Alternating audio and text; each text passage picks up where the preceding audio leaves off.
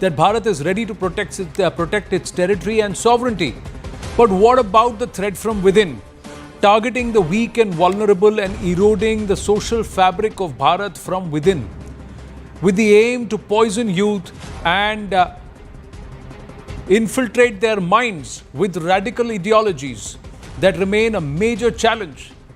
With a shocking case emerging from Uttar Pradesh. In the course of the last 2 weeks, this is the second such big case that points towards organized grooming gangs in Uttar Pradesh. The Uttar Pradesh Anti-Terrorism Squad has dismantled a major illegal religious conversion racket operating out of Balrampur district. The kingpin of the racket, Jalaluddin, alias Changur Baba, arrested. Changur is 6 fingers, so that's the whole idea. Now, Jalaluddin, alias Changur Baba, carried reward of 50,000 rupees on his head. The network targeted Hindu girls with caste-based conversion rates. They had a rate card based on their caste. So higher the caste, higher the rate. That was the rate card. Aides of Jalaluddin, alias Changur Baba, also arrested, and they operated under fake names. Now, here is how the conspiracy panned out and targeted the weak and vulnerable. The gang lured Hindu girls into relationships using false identities and promises of marriage. Once trapped, the victims were taken to a dargah run by Jalaluddin, alias Changur Baba. The Hindu girls were converted to Islam and given Muslim names by Changur Baba. Then, the promise of a better life, financial security, and protection was often used as bait. Religious texts were also used for ideological indoctrination and brainwashing. The gang used a religious book titled Shijare-Tayyaba by Jalaluddin, alias Changur Baba. Those who resisted were reportedly threatened with false criminal cases. Now, one of the case studies is a Gunja Gupta, who was trapped by Abu Ansari, who introduced himself as Amit. Gunja Gupta was later taken to the dargah and renamed as Alina Ansari. Let's talk about this in detail with the man who's leading this investigation, the ADG Law and Order and also head of the UP STF. Amitabh Yashji is with us. Amitabh ji, namaste, Jai Hind, and thank you for your time. My first question to you, the staff received some information about this activity. When did you first come to know about these grooming gangs, about this lot? And this is now 2 weeks that you have busted. Can you tell us a little more about it? The STF had received some information about activities of Changur Baba and they started probing. It was found that there's an entire group in Uttaraula in district Balrampur, which is quite close to Indo-Nepal border, where this group was was trapping young persons into love affairs and then pressurizing them to convert. In some cases, minor girls had also been motivated to convert.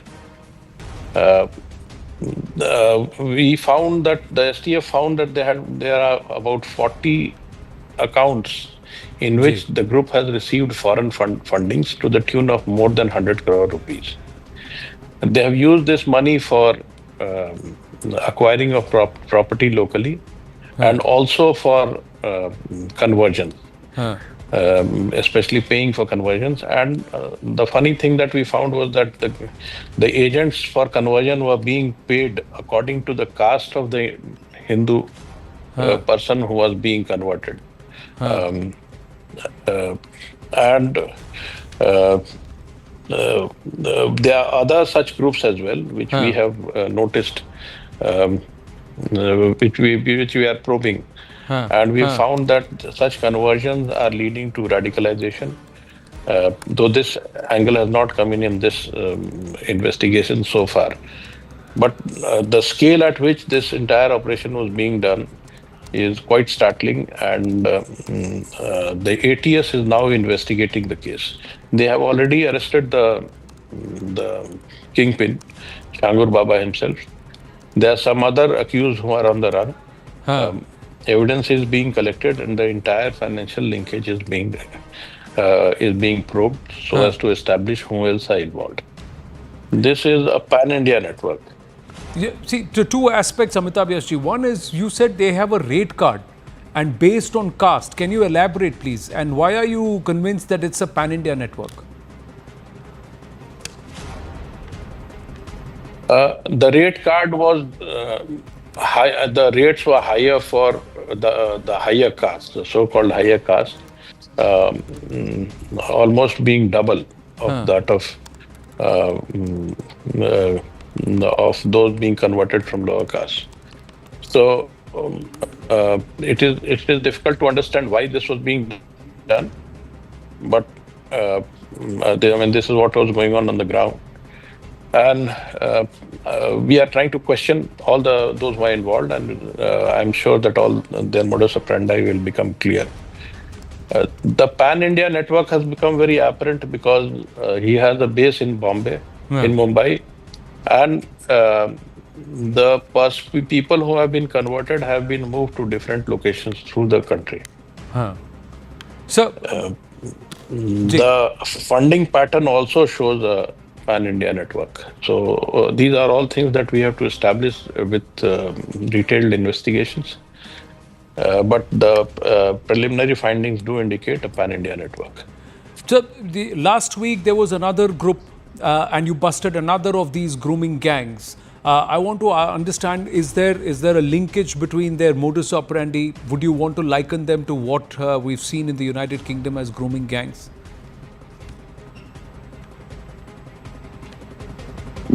There was another gang in Prayagraj which was sending Dalit girls to other states, especially Kerala, and they are also trying to convert. But in that case, the financial network is not yet clear.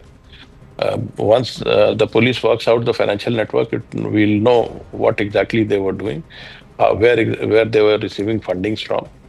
But in this case, the system has become very apparent. The entire system has become very apparent because the police has worked very hard on the financial aspect. The UK grooming gangs, the information that I have from the press, seem to have a very similar kind of modus operandi, where they were trapping young girls and converting them to Islam, and there are indications that they have been radicalized to an extent that they have been used for extremist activities as well. Amitabhji, you talk about radicalization, and why is it that the matter is now being handed over to the ATS? That brings the angle of terror also here. Yes, there is a major radicalization angle, and that is the reason why it has been given to the ATS. In fact, not only this probe, there are other probes which we are carrying out, which we'll let you know once they are completed, where the radicalization element has become very clear with photographic evidences and electronic trails. Here too, the attempt was to convert large number of people near the border who could be used for any purpose that they wanted to. In fact, we are surprised at the level of radicalization of the neo-converts and the kind of mentality they have gone into. You are saying that you're surprised with the level of radicalization of the neo-converts, but the question begets itself: how is it that they were operating under the very nose of the law? Did they enjoy political patronage? How were they able to conceal their operations for so long? This gang had established a very large network in the social milieu of the area in which they were operating. They had penetrated government offices. They had influence in the courts. They had a battery of lawyers, and anybody who was either trying to oppose them or not agreeing to them, they would immediately take them under pressure by filing complaint cases against them, or even police cases through the court against them, and then harassing them through their lawyers. So either locals either submitted to them or got influenced by their preachings. The people who dared to oppose were silenced immediately using these tactics. And there were cases earlier against this group, but then they were not probed as deeply as they should have been. But whatever you're outlining, Amitabhji, and I'm sure you would have tracked that case too, mirrors the modus operandi of the now banned PFI and its affiliates. Are you inclined to believe that they were linked somehow? Not yet, but I wouldn't be surprised if these links are established. The UPSTF had worked very extensively on the PFI networks in Uttar Pradesh, and we had found that they too use radicalization, they use neoconverts. They were, in fact, they had gone to the extent of grooming gangs for murder and stabbing, murders, and especially trained for using local equipments, so that no link should be established to any organized group. The PFI is still active, and since the fund sources are from the same countries, it is possible that there would be a linkage between them. So it's the money trail and the financial, but which are these countries? What is the source and how is this money coming in? Most of the countries are Gulf countries, and let us not name them. We can name them only after. I'm sure the countries won't be involved, but the fund is being transferred through these countries. Because of the anonymity that it would be providing to the source. But how is this money coming in, Amitabhji?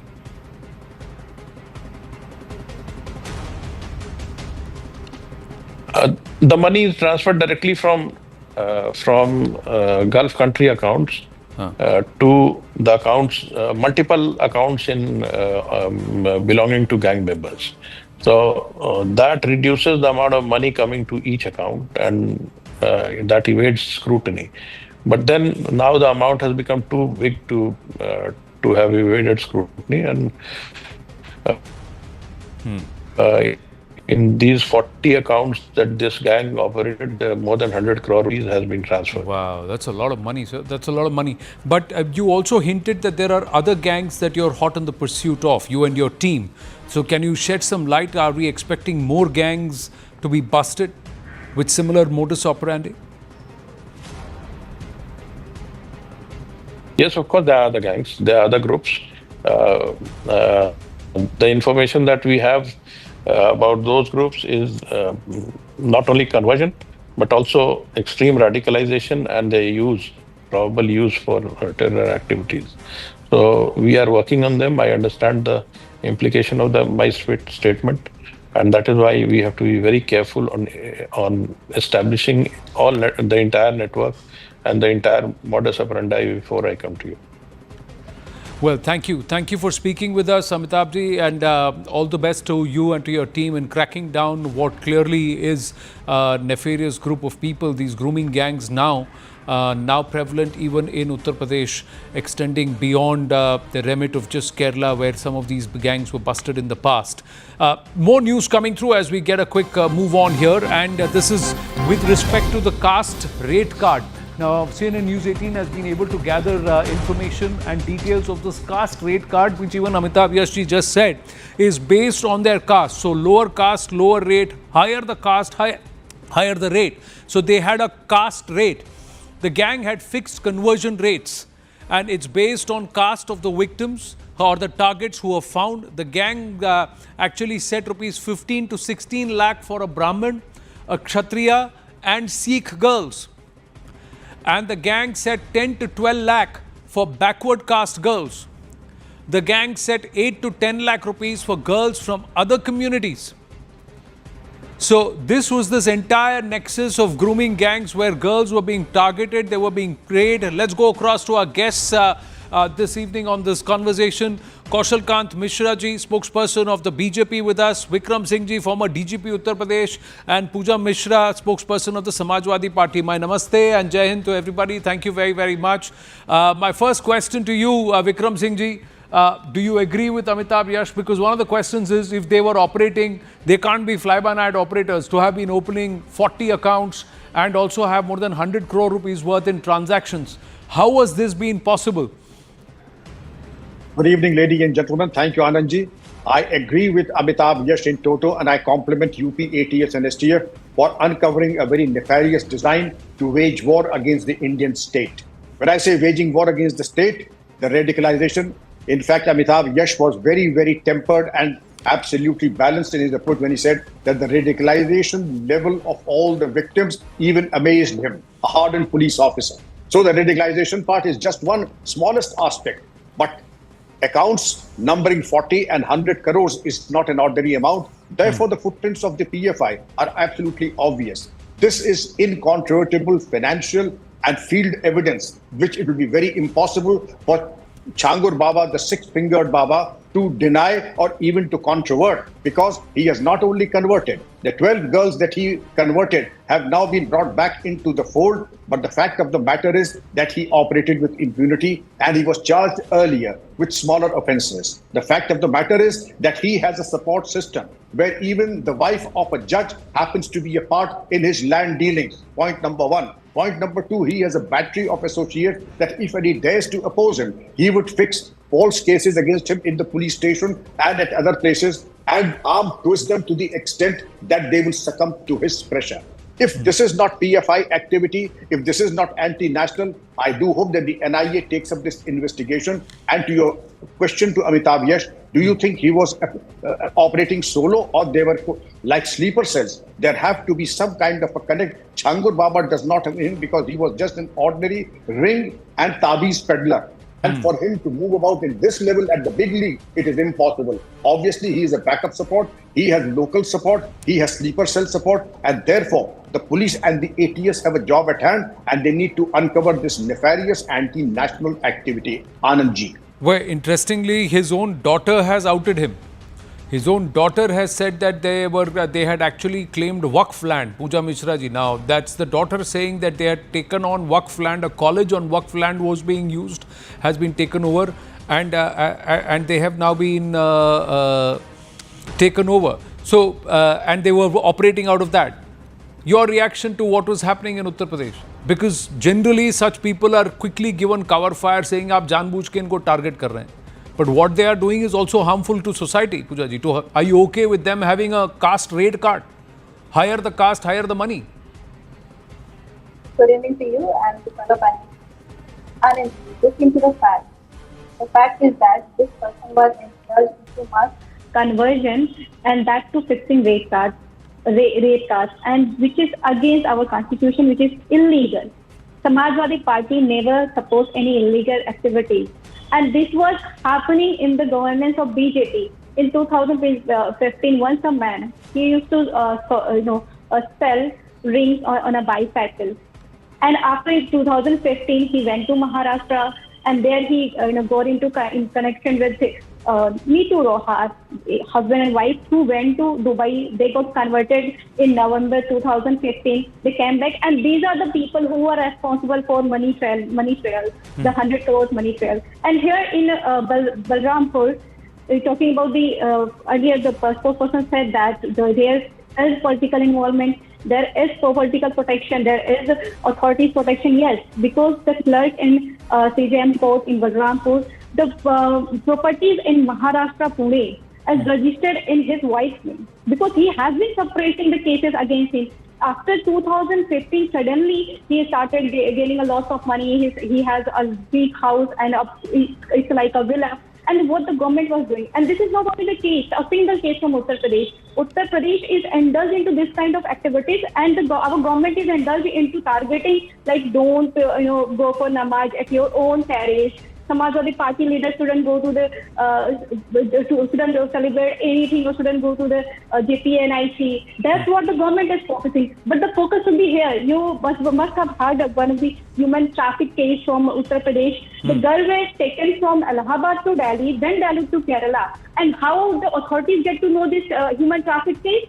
When the girl herself, broke that nexus and came to authorities and filed an FIR. Then the authorities get to know that this nexus was ongoing. The girls were taken from Allahabad and they were sold.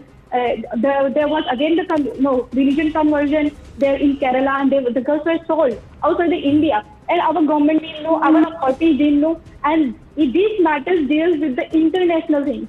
This matter deals with the intelligence of our state and nation. And despite of that, your first question was that the opposition comes to cover all these people. No, never. We never come to cover all these people. We are against these people. We come when we talk about the rights. We come when yes, we kind of people. If it's Changur Baba, we are against Changur Baba too. We are against yes, we Maharaj too. Whoever don't respect our Constitution, who does illegal things, we are against them. What government is doing, I think, instead of playing a communal blame game, rather the crime should be focused and action should be taken against. And this is, I think, just 1% part of the whole of the lecture. That can't be possible that there was 100 crore money trail and only these few people were involved. That's not possible. There must be a lot of authorized people must have been involved. That's why it continued for 10 years, 10 long years, not for 1 year or 2 years. And for 2 long years, the people from Balrampur have been filing cases against him, have been complaining, but no action was taken. Why so? Because he was being protected by the political power. Otherwise, nobody can survive. Continuously the local people are complaining. If someone used to come near to his house twice, the people, his people will beat them up, and the authorities and the police remain quiet. Why so? So everything is happening under Yogi Adityanath and under BJP rule, Kaushal Kant Mishra ji. Before that, everything was all right. These people were not operating at all. They never had a free run. Anand, I was listening, and first of all, I want to ask all those people who always against the anti-conversion law in the parliament. It came in 1994, in 1954, 1960, 1997, 2015, but it was opposed by certain people who are the patronizing this type of activity. Whenever we try to point out that it is a big nexus, it is an ecosystem, then all those who are now keeping mum, they always call us we are communal. They are actually the pseudo-secular, because they never come forward. We have seen Kerala story come, who is opposing? Kashmir files come, who is opposing? Love Jihad, many times we have sat on this type of program, and these people, they are always supporting Love Jihad. The problem is that there is actually, we have heard Amitabh Yasji, he told that courts, government officials, advocates, they are supporting this system. It means there is a political patronization, and this patronization is in the form of pseudo-secular people. They are doing the Tushtikaran in the name of this. They don't have guts to come forward and say that this is wrong. If the person is Tazammul or Asif or Abul Ansari or Qasim or Ramjan, then there is a problem. They forget that the Tazammul become Gopal, Abu Ansari become Amit, Kasi become Kashi Gupta, Ramjan is Vipul. So when they term the name, then they say this is a law and order problem. But when we identify the root cause, that this is the Sikh mentality, this is Sikh ecosystem. Even Amitabh Yasji has said that it is a different form of PFI. The PFI name is banned, but where the people will go? As we have remembered that Sardar Vallabhbhai Patel has said that within 24 hours, how the heart of the people of the whole Muslim community has been taken, who has selected the Pakistan government. But unfortunately, if the truth comes forward, the political leaders take a side for Tushtikaran. They always side to the accused, and the Samajwadi Party, I am asking Samajwadi Party, they have supported even terrorists. Even Vikram Singh ji is here only. he was, I think, suspended or some inquiry was started against him when one terrorist died during his tenure. You can ask him by the Samajwadi government because the person was Muslim. That is the biggest problem. They don't see the crime, they don't see the ecosystem, they don't see the nexus, but they just see one thing, that is vote bank. That is what is known as Muslim vote bank. That's the whole key of the whole argument. Pooja Mishra ji, respond please. In any one of the sentence where the BJP spokesperson took the responsibility, took the accountability. Whose accountability is this? It's an international matter. It's a matter between the states where BJP is ruling. And again, the question is asked to the opposition. That's, I think, shameful. The government has, forgotten to take the responsibility. And right now, you're like, they come forward. Anand. Why didn't you come forward? Why did you wait so long? Why no action was taken so far? What was the intelligence doing? There has been continuous intelligence failure in Uttar Pradesh. In Sambal, it was intelligence failure. In the case of Pahalgam, it was intelligence failure. Now, it's again the intelligence failure. You don't know how this is happening. When something comes up, then you will like targeting the opposition. Just stop blaming the opposition, digging the past. Come to the present. Talk about the present. When you ask them, when you ask the government question about the present, 2025, they'll be talking about 1947, or rather, they will be talking about 2047, not about the present. You said that focus on the crime. Why aren't you focusing on the crime? And again, I don't agree with the fact that if the trial is going on, this is just this Changur Baba is doing. No, the government is involved, the leaders from government must have been involved, otherwise that person can't get protection. Authorities must be involved, otherwise that person can't get protection. Our government is indulged into a fight of CMO and DM. The Deputy CM and the CM of Uttar Pradesh are fighting for whether the DM is right of the Kanpur or the CMO is right. And who wins in that competition? The CM wins and our Deputy CM loses in that competition. So it's all these are the bigger issues for our government. So let the BJP respond. Let the BJP respond, and I'll then go to Vikram Singh ji. Yes, Kaushal Kanji.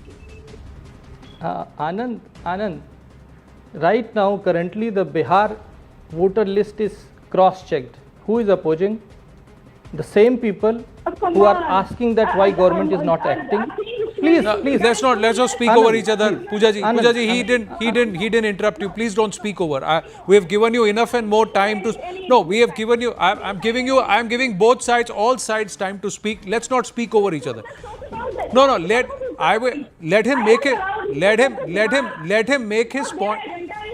No, what is your agenda to disrupt the debate? Don't derail the debate. Nobody heckled you. You got your chance to speak. So I'm saying, wait, let him make his point. You can object, let him make his point, and then you speak. No, Pooja ji, let him make his point. You can counter later. Let's not speak over each other. We had a sane civil debate so far. Let's not derail this, please. Yes, Dr. Mishra. Let's stick to UP, please. Ji. Anand, first see the hypocrisy. The same people who always say that government is not working, infiltration is there, intelligence failure is there. Now how to check it? If somebody crossed the border, how to check it? We have to check the voter ID card so that he cannot elect the government, so that the vote politics cannot happen. But who is heckling here? Those who are doing the Tustikan politics, nothing else. If the government is acting, why the only BJP government has banned the PFI? Why other governments are supporting that? You must be remembering, Anand, when the PFI was banned, these people are coming in the support of the same PFI. Every time. We have seen so many times, Anand. This is only just nothing else, but it is worst. Muslim vote bank is a key, and every opposite party just want to woo that vote bank. If the criminal is from a particular religion, then there is a problem. No, wooing a vote bank, but the same opposition is also trying to play Pichhada and Dalit game. Your entire formula itself is including Pichhada, Dalit and Alpsankyak. That's the whole PDA formula, Pooja Mishra. But there, this entire lot was preying on Pichda and Dalit, and they didn't even rate them. They said, okay, we want a higher rate for a higher caste. They had a caste rate card. When this whole story comes out that there is a caste rate card. And what it has to do with Samajwadi Party, please. Nobody what will it has speak. to do with Samajwadi Party. The define me that? allegation. I can't read between the lines. It's not about reading between the lines. The PDA, allegation. PDA. The allegation being, so far, after this story has come out, you are the first voice from the Samajwadi Party to come out and outrightly condemn this. So far, not a single comment has come from the Samajwadi Party that something like this is not acceptable in society. The allegation is that cover fire is provided by opposition or those who play this appeasement game. Vikram, 1 minute. Vikram Singh ji put his hand up twice. I have to control. Yes, Vikram Singh ji. Anandji, with the greatest of respect to my political friends, I would advise that this problem is cancerous, international, and far too deep-rooted to be treated with kid gloves. It has to be addressed as you would address terminal cancer. It is deep-rooted, anti-national, and therefore my strong recommendation would be, apart from UPATS, NIA should take up the investigation. And those in the judiciary, in the police, in the government services who are complicit, they need to be taken to task as much and invoke the provisions of the UAPA, NSA, so that at least the Gigli, the Changur Maharaj and others at least have their last rites performed behind the bars, number one. Number two, those who choose to support the PFI and also the life of Dr. Naik are quoting the recipe of disaster. It is not going to pay in the end. At the end of the day, these are anti-national elements preying upon you and me and our children. May I, with the greatest of respect, forewarn you and Dr. Mishra ji, Dr. Kaushal ji, I would say that a case of murder was registered against me, 40 officers of the STF and the ATS, and Brijlal ji, who was your member of parliament, because a terrorist had died because of a sunstroke. Well, that is history now, but we'll let us stick to the topic. This is far too serious, deep and cancerous to be treated lightly, and therefore the entire might of the state and the investigation must go to eliminate them, absolutely castrate them, if that is the last thing that the police does. Now, response to this? Kaushal Kant Mishra, simple question is, why was this happening and why is it taken till 2025 to even bust this gang?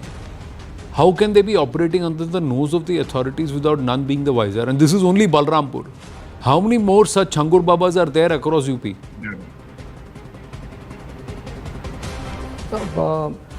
Anand, we have to see that policemen and safety personnel and security personnel are very limited. So it's our civil responsibility that anybody who finds something suspicious, we should become nose and ear and eyes of our security agency. Then only we can help. We all together come together, and then only we can eliminate this type of cancer. Otherwise, this cancer is spreading all over the country. We need complete eradication of these hardliners and terrorists and these PFI mentality people and those who are supporting, even if they are political party, political leader, judges, advocate, government servant, or even me. We should all get eliminated if anybody of us are supporting them. Your politics and your fisticuffs, political fisticuffs with the Samajwadi Party aside, which party has the maximum number of MLAs in Uttar Pradesh? Whose cadre and whose people are spread across the municipal councils and also in local bodies across Uttar Pradesh? Maximum number. Now, and wherever your MLAs are not there, which party is the lead opposition party in those districts where the opposition has its MLAs? So if there is a social malaise, who should be the first to flag this off? The local elected representative, we right? take the responsibility, Anand. Anand, whatever happening in the Uttar Pradesh or even the country, we are the ruling party and we take the full responsibility, and we will fix them. We will not leave them apart. We will try to search till the end of earth and we will find them out. And we will not leave anybody, whosoever is involved in this particular act of war against the state. We are very clear that we are very clear that ahimsa parmo dharma. We know that, but the next line is dharmo hinsa tathayavcha. So the next line, which is not taught to us, we should learn that ahimsa parmo dharma, but dharma hinsa tathaiva cha. This Means is also not about hinsa or it should be ahimsa. for the dharma. This is dharyate iti dharma. It's about the mandate. Idea of It's about sustenance of society, Yes. sir. So unless you form a government that sustains society and makes sure that society forms, that means those who have been elected have not done their jobs. Now my question is, sir, Balrampur, is there not a BJP leader who is either an MLA or wanted to contest and is the local opposition leader there? Where has this malaise been raised there? Prayagraj, why is it that this message and this social issue was not raised till the STF cracked down upon it? Yes, the STF and the police is doing its job, but are the elected representatives keeping their eyes and ears open to town and society and what is the social message? Or does this not actually give you political brownie points and that's why it's not important enough for your local leaders? That's the question and criticism coming the BJP's way. You have to sort this out because the responsibility, like you said, of governance is with you because the voters largely have voted for you. When I say you, the BJP. I have to wind up on that note. We'll continue with this investigation and bring these grooming gangs. I thank all our panelists. Thank you very much for your time. Namaste. The grooming gangs is a continuing investigation and we'll track this. It's not just in UK. These gangs are now operating in Bharat too. Moving on, and something which affects us as a nation, geopolitically, what's happening in the region, let's get a quick check on that. There's major buzz among the Chinese power circles that Xi Jinping's position seems to have become untenable in the wider CCP. And this was sparked by Xi Jinping's absence from the BRICS summit. Here at CNN News 18, we told you that he's been absent from major public meetings and sightings for at least 2 to 3 months now. And we said that there could be a leadership change in sight. Here at CNN News 18, we were the first to tell you that. But this BRICS absence has led to spectacular claims that he's aiming to either consolidate his position in the party and push his agenda, or maybe he's just being sidelined. This also comes as the BRICS nations have taken a firm stand against terror, backing Bharat's position against terrorism. Now, as per top intelligence sources, the CCP feels Xi Jinping is now a liability to China's long-term stability. The old guard of the CCP is now disillusioned with Xi Jinping's rigid ideology. CCP wants China to come back from ideological isolation.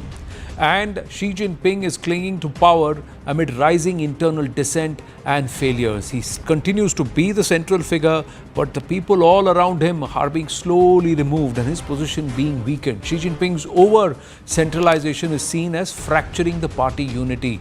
And spying on senior party leaders is also weakening institutional morale. Removal of trusted officials and purges deepening internal security. CCP aims to maintain integrity of the military force and economic control. So what's going to happen next?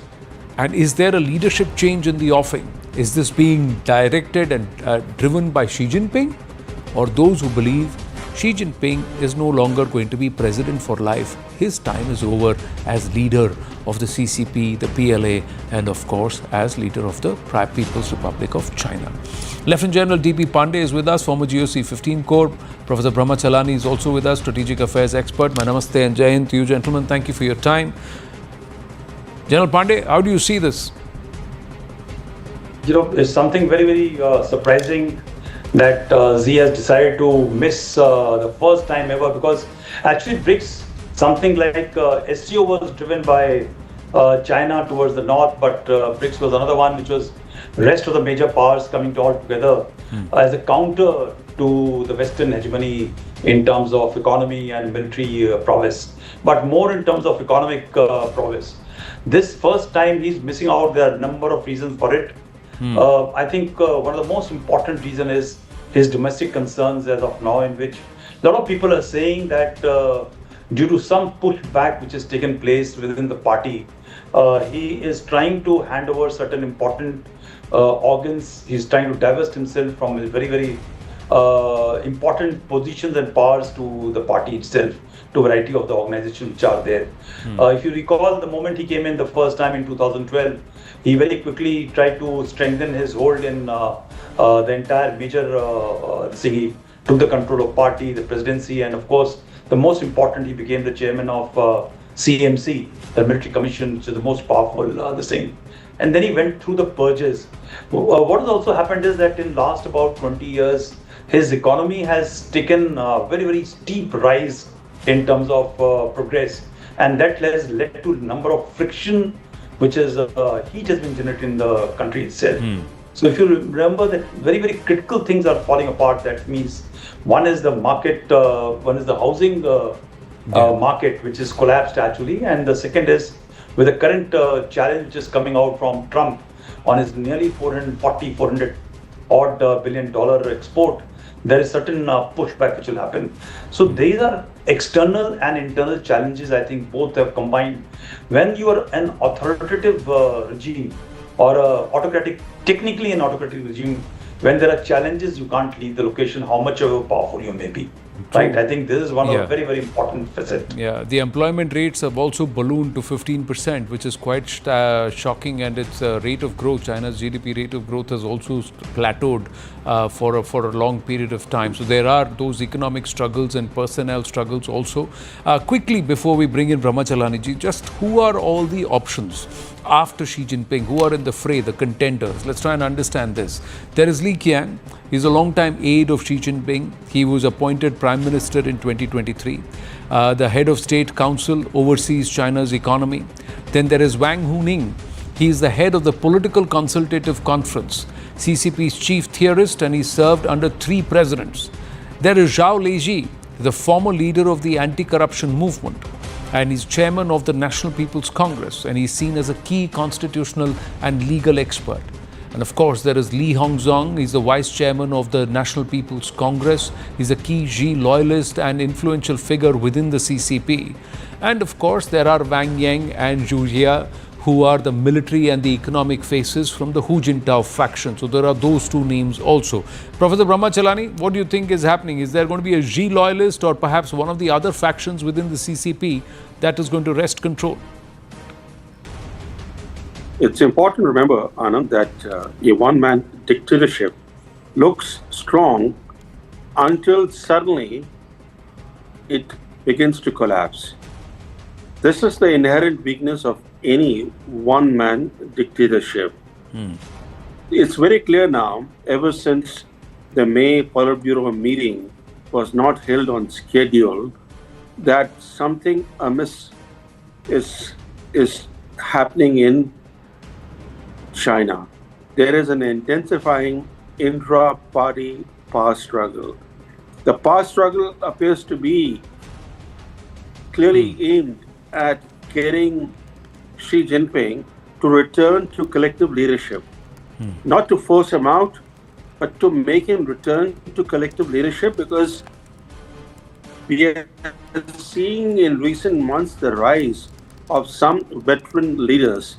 These veteran leaders had actually been sidelined in the past. They had retired or been sidelined, like Hu Jintao. They have reasserted themselves, and their main thrust appears to be that old model of collective leadership needs to be restored, because this one-man dictatorship is too risky for China. But even more alarming is another development, because as we all know that since he became the supreme leader virtually in 2012, Xi Jinping has carried out many purges. He has purged hundreds of military generals and admirals, party leaders, etc. But now, the key military allies of Xi Jinping, the top generals that he was relying upon, they have either been removed suddenly, or they are under investigation, or they have died mysteriously. Now, this is incredible, that in such a short period of time, key military figures who were seen as Xi's top advisors and loyalists, they have suddenly disappeared. It indicates that something is happening in China, and everything we know that in any dictatorship, power struggles tend to be very bloody and very vicious. And the Communist Party has a record, as we all know, in civilian lives. That's the reason why under communist rule, tens of millions of Chinese have died. They have perished in witch hunts, in man-made famines like the Great Leap Forward and the Cultural Revolution, Right. in the Tiananmen Square massacre. This is a party that has that will go down in history as a party that is actually soaked in blood of its own people. And so, given that culture and given that history of the CCP, it's it's not a surprise that the past struggle that is ongoing today Right. is a vicious one. Well, there is the aspect of certain impending conflict to try and deflect the attention away from the internal tribulations. We'll include that in another aspect that I'd like our experts to speak in the limited time that we have. And that dimension is China's attempt to try and defame the Rafale. Is this a post-Operation Sindoor effect? Because the day after Indian Army exposed the China-Pak Nexus in Operation Sindoor, a shocking revelation has emerged from the French military and intelligence report that claimed that China deployed its embassies across the world to promote a disinformation campaign, sowing doubts about the performance of Rafale jets during the India-Pakistan clashes or during Operation Sindoor. Now, Beijing tried to hammer reputation and sales of France's fighter jet. That's, I'm quoting from that report, intelligence report. Defense attaches in China's foreign embassies led the charge. China tried to persuade countries not to buy more Rafale jets. China wanted to encourage buyers to choose Chinese-made planes. Now, this poses a huge question. Is this a threat to China's defense technology? And is Rafale's air dominance a worry for the Dragon? Is this an Op Sindoor impact? General Pandey, your thoughts? Look, Anand, firstly, this revelation has actually come from the French, Yeah. right? So there's one part we need to take it with that with pinch of salt, because the French are saying may not be so right because they need to protect their own military-industrial complex. So somebody may argue on this facet, but let us come to the actuals on ground, right? So the entire Chinese integrated system, that means the weapon platforms, their radar systems, their missile systems, and the communication systems, which are all supposed to be integrated and very, very hyped and virtually were run by positioned and run by the Chinese expert in this scenario. They got decimated, right? Nowhere in the world ever it happens that you cross the wall of a ED defense and thereafter either you are like Five Eyes supported Israel with fantastic systems wherein people have gone inside and thereafter done a major operation in Iran the way they did in Operation Lion Rose. We can talk of it sometime later. But the way we went after the entire wall, ED wall, and we breached and destroyed 11 airfields and much, much more in one night in about half an hour's time. You know, it just laid bare everything about the Chinese equipment. So when you go for SEAD operations, when you carry out these operations, these systems have failed. They had a lot of value, 81% of entire Pakistani equipment. They just couldn't do a fig about it.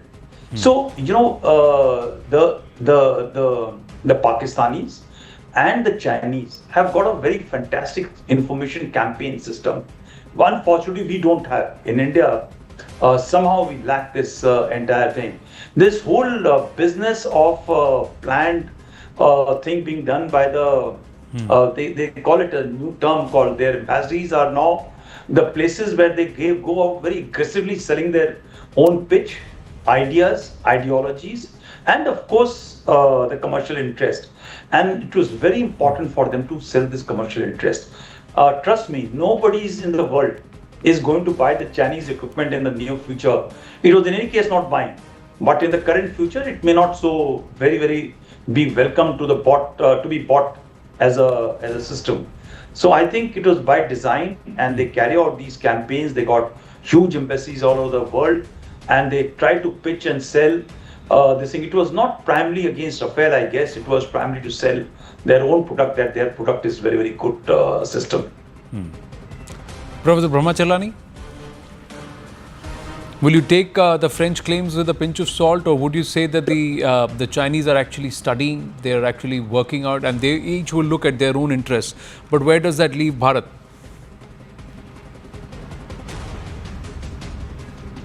China is seeking to expand its defense exports. It's already one of the world's top exporters of defense equipment.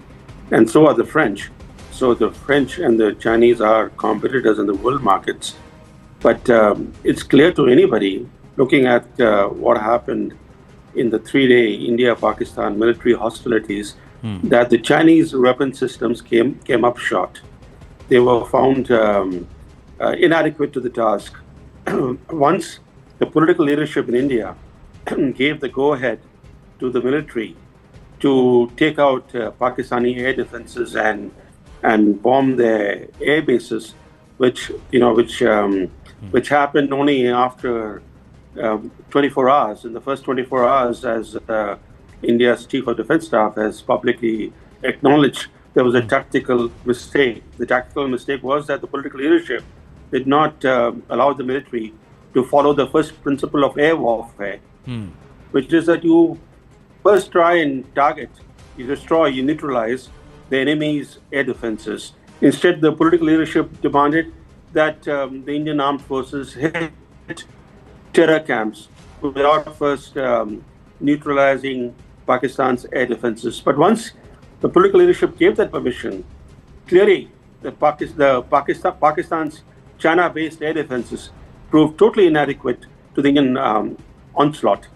But there is also a larger question that we should not forget, that India's own Chief of Defense Staff, that too on foreign soil, acknowledged some warplane losses. Where was the need for India to officially acknowledge losses of some warplanes? Where was the need? Do countries, for example, Israel, look at the news blackout that it imposed on its own losses?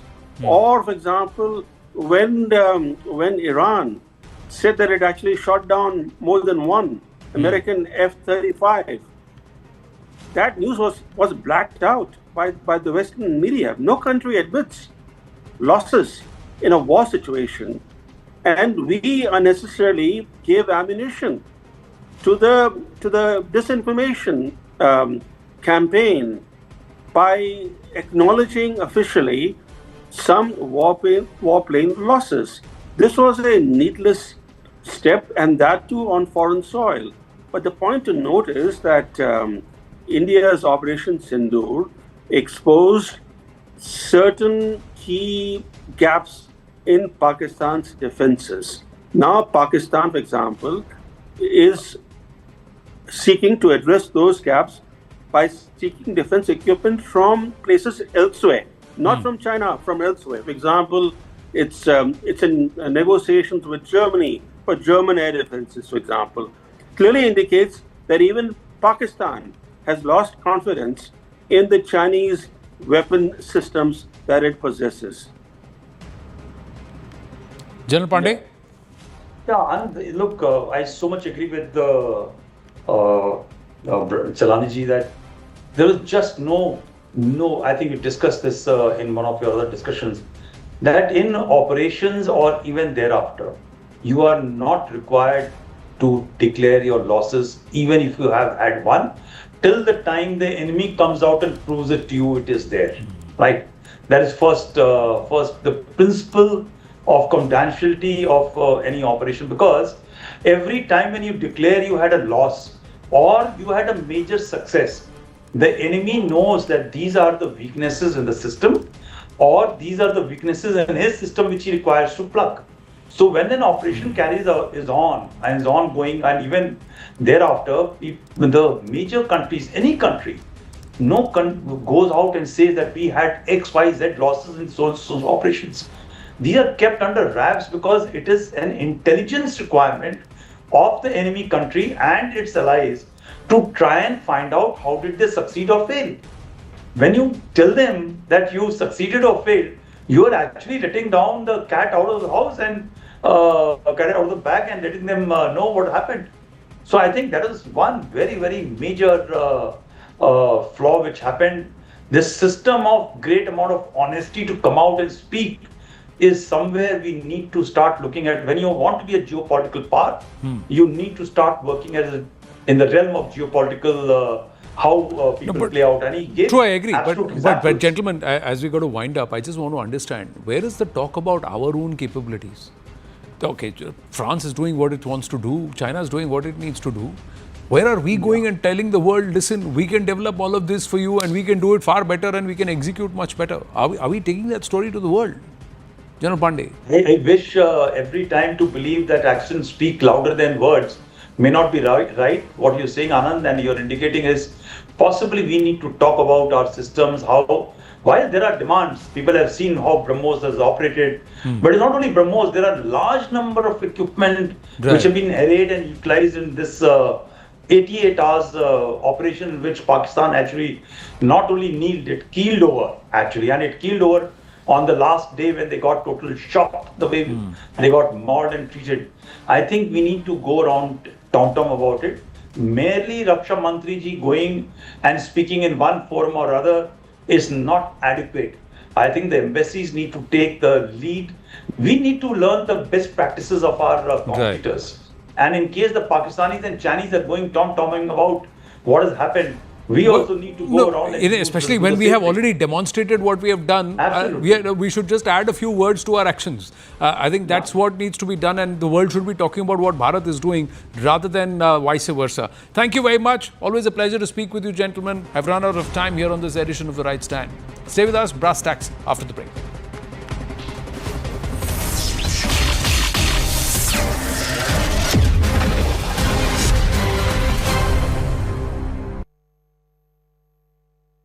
Dangerously. This is News 18 Network.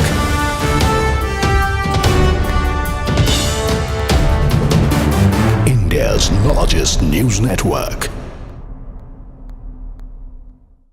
Let's begin with our top focus story now. This is a CNN News 18 mega exclusive. This is on the rift between Pakistan's political class and terror groups, with the Pakistani army now seemingly supporting the former Foreign Minister Bilawal Zardari. Now, why are we saying that? This is as per top intelligence sources that have suggested to CNN News 18 that Bilawal's recent stance on extraditing designated terrorists like Hafiz Saeed and Masood Azhar to India suggests a consensus within Pakistan's political leadership. Sources have also suggested that the political class, including Bilawal's Pakistan People's Party, is striving for international legitimacy, particularly in compliance with the FATF mandates. And sources are also indicative of the fact that Bilawal has highlighted the dismantling of over 900 terror groups and institutions and asset seizures, and also arrests as evidence of Pakistan's changing stance. Now, despite Pakistan's efforts, sources are also revealing that the groups like Lashkar-e-Taiba and Jaish-e-Mohammed have historically served as tools for plausible deniability in Kashmir operations. So, big development there that is coming in from Pakistan, where there seems to be a great divide when it is about the consensus on whether to support terror infrastructure, terror groups, and what has been the recent stance of Bilawal Zardari. International news channel को interview देते हुए बिलावल ने जो बातें की, भारतीय सहाफ़ी के सवालात के जो जवाबात दिए, हकीकत में वो जवाब बनते नहीं थे, जिससे हम सब की पूरी पाकिस्तानी कौम की दिल आज़ारी हुई है। लेकिन आज हमारे सियासतदान उनके मुंह में ज़ुबान दुश्मनों की हो और वो किसी भी पाकिस्तानी को दुश्मन के यानी हिंदुस्तान के हवाले करने की ऑफर्स करते फिरें, चे जाए कि पाकिस्तान की एक मोतबर शख्सियत मेरे वालिद मोहतरम हाफिज़ मोहम्मद सईद हफिज़हुल्लाह के बारे में ये अंदाज और ये बातें इख्तियार की जाएं। Let me take this across to our colleague Anand Narasimhan, who is joining us live from the CNN News 18 newsroom. Anand, we were just playing out that reaction of Hafiz Saeed's son. He is, of course, dissing this entire stance by Bilawal Bhutto, but Zardari's stance has found a lot of support in Pakistan. How does one dissect this dynamics, particularly with the power play when it is to do with the Pakistan army? Good afternoon, Grihan. Good afternoon to our viewers. How firmly are the army, the political establishment and the terror networks entwined with each other in Pakistan is evident from the fact that Hafiz Saeed's son, a proscribed terrorist, and his organization's de facto leader now, that's also a proscribed terrorist organization, Lashkar-e-Taiba's de facto leader, Talha Saeed, Hafiz Saeed's son, sits there and takes Bilawal's name as in first name.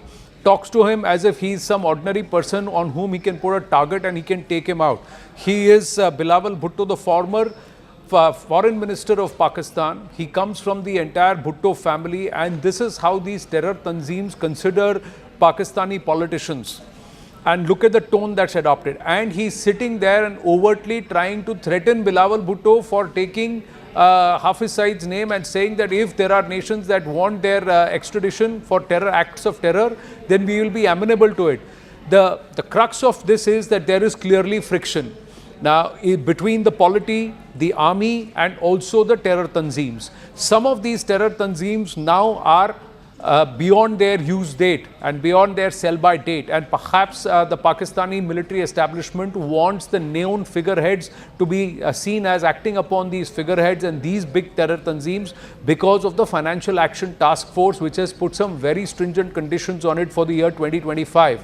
Nearly 900 plus such institutions need to be dismantled, and they are operating within Pakistan and also in the neighborhood region in Afghanistan, where they seem to be regrouping. So Bilawal Bhutto Zardari is clearly trying to endear himself to the West, trying to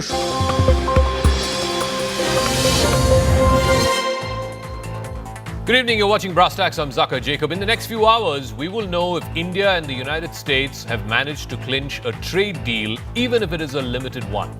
At 9:30 p.m. India time, Trump will start signing letters to countries, both to those countries with whom the US has managed to clinch a deal so far, and also to the ones that he has not managed to hammer out a deal with yet.